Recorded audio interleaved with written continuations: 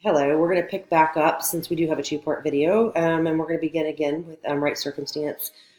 Is this appropriate? Do they have the right equipment and the resources to perform these tasks and under the correct supervision, as I had spoke about before? Whether it's you supervising or someone else supervising, it has to be under some type of supervision to make sure that the task is performed correctly and that they're on the appropriate environment to perform the task.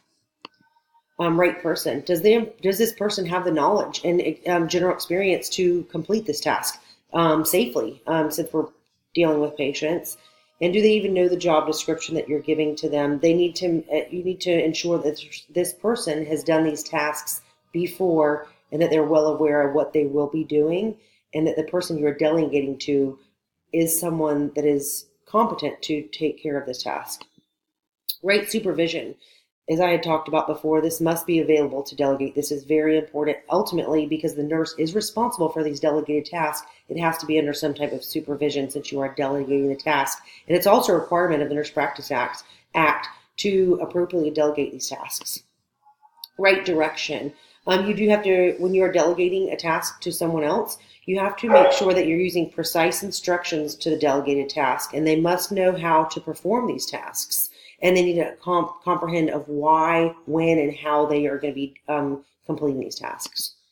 Right task to ensure delegation was appropriate. So in this scenario, the task was completely appropriate. She's been here a long time. She knows the department probably better than we do as nurses.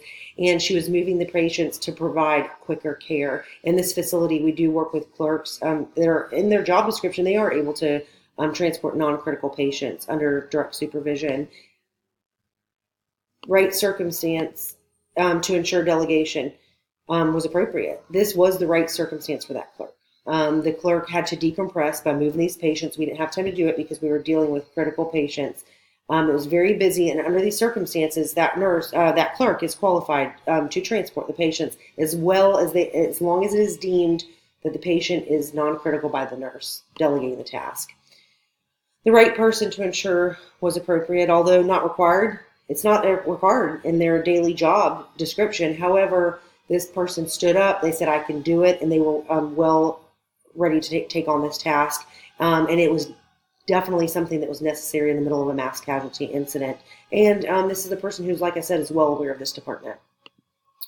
The right supervision to ensure delegation. This has come up several times.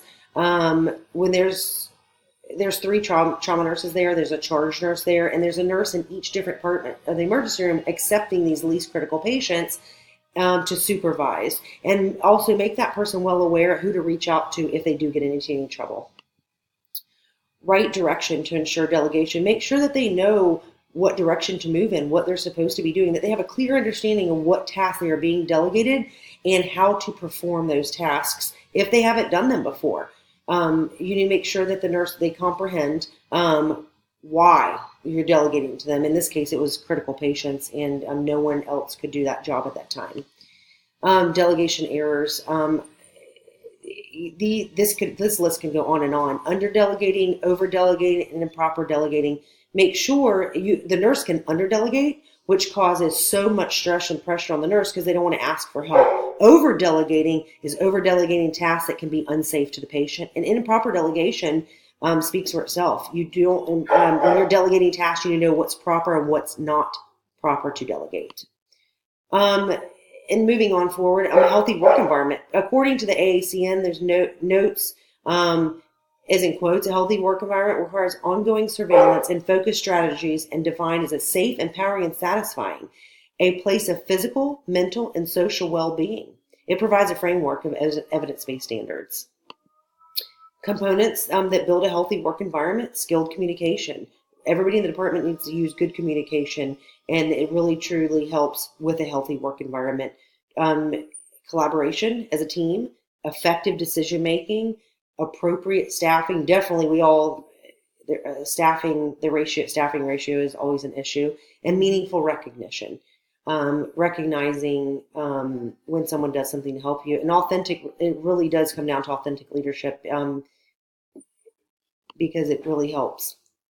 Define present work environment. The environment it can either be healthy or unhealthy. Where we work, even though it seems very stressful, it's a very healthy work environment. As long as you follow policies and procedures, it is safe and it is healthy, but you have to follow your policies and procedures. Go on lockdown when it's inappropriate with multiple gunshot wounds.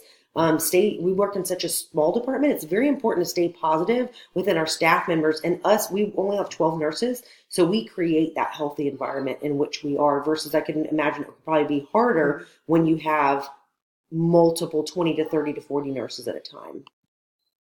And what must an effective leader do? We have both been effective leaders. We've both been charge nurses and worked in management.